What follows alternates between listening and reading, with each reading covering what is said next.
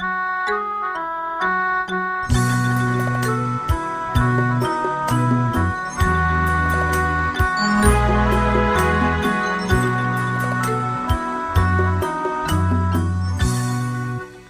កនេះ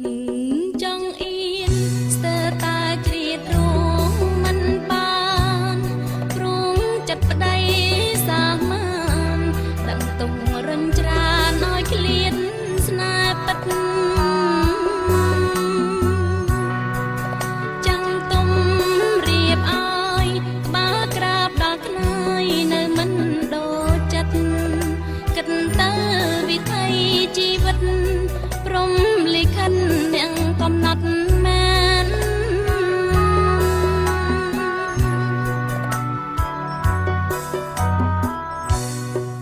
ខ្ញុំមិនខ្វល់ទេពីងគេរិញគុណប៉ុន្មានខ្ញុំគ្រាន់តែចង់បា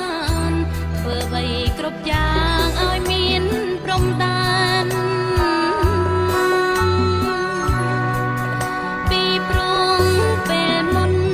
នភ្នែកអត់ធន់លេបភ្លើងលេបផ្សែងធ្វើអ្វីមិនសម្រាប់ខ្លួនឯងសម្រាប់តែអ្នកដទៃ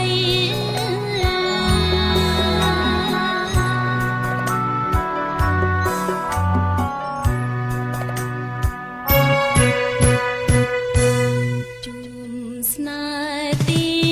មួយភ័យស្រួយរលួយដូចខ្យល់មកផ្ដល់ជួបស្នេហ៍ទីពីរ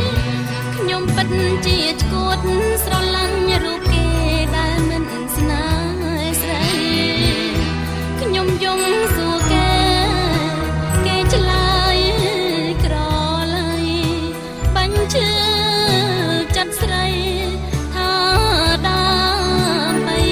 មិត្ត